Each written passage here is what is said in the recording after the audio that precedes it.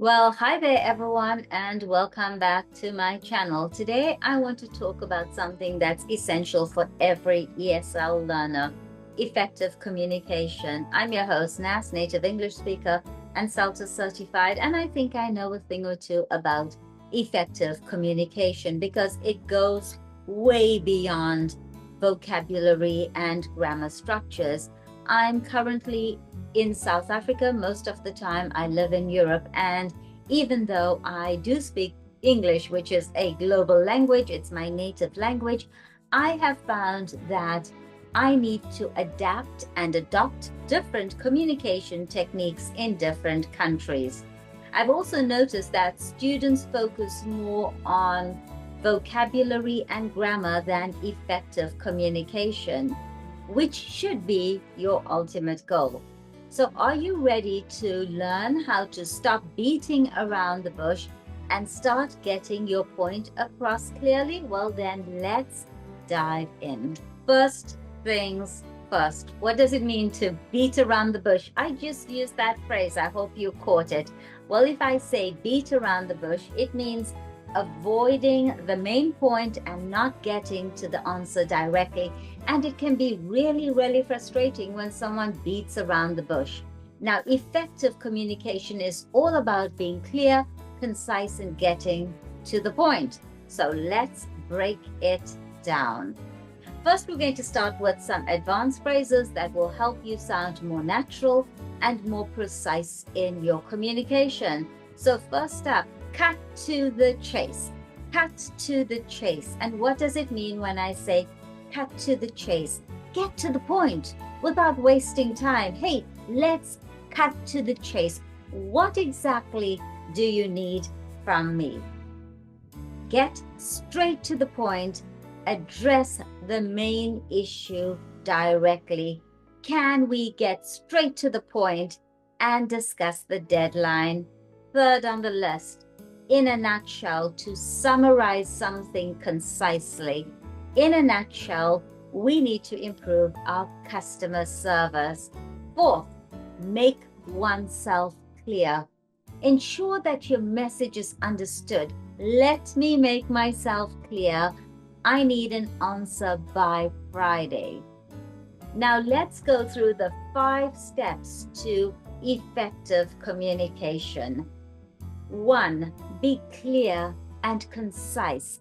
Say what you mean what you say, but say it in simple terms. Avoid using overly complex language or unnecessary details. So instead of saying, I was wondering if it might be possible for you to perhaps help me with this task, say, could you help me with this task? Next up, and I encountered it just this week, stay on topic. If I ask you a question, stay on topic. Stick to the subject at hand. Avoid bringing up unrelated topics that can confuse the listener. So if you are discussing a project deadline, focus on the task, focus on the timeline, not what you did over the weekend. Number 3, listen effectively. Effective communication is a two-way street. Listen to what the other person is saying without interrupting, not make eye contact. Give verbal clues like I see, or that makes sense, or I hear you. Number 4, use positive language. Frame your messages positively to create a more constructive conversation. Instead of saying, hey, you didn't do this right, say, next time, try doing it this way. Also, listen to my tone. Step number 5, ask for feedback. Ensure that your message was understood by asking for feedback, by asking for clarification. Use phrases such as, does that make sense to you? Do you have any questions about what I just said? Now I told you the do's. How about the don'ts of effective communication? Let's look at some common mistakes to avoid. The don'ts. if you want to be an effective communicator. Don't ramble. That's bad. Rambling is bad. Keep your message brief and to the point. Avoid going off on tangents or over-explaining. I honestly had this situation this week where I asked a question and the student, in order to show off his wide lexical and grammatical resource, rambled. And he never got to the point. So keep your message brief and to the point. Next, big don't. Don't interrupt. Let the other person finish speaking before you respond. Interrupting can make the speaker feel undervalued. Number 3, and this might be a bit of a controversial one, and it depends on your setting, but number 3, don't use jargon. What do I mean when I say don't use jargon? Avoid using technical terms or slang that the other person might not understand. Use language that is accessible, that is understandable to your audience. I think we're at number 4. Correct me if I'm wrong. Number 4, don't be vague. Be specific in your communication. Being vague, being ambiguous. Ambiguity can lead to misunderstandings. Don't be vague. Don't be ambiguous. Number 5, don't be negative.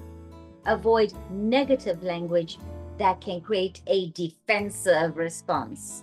So keep the conversation constructive and solution focused. So there you have it.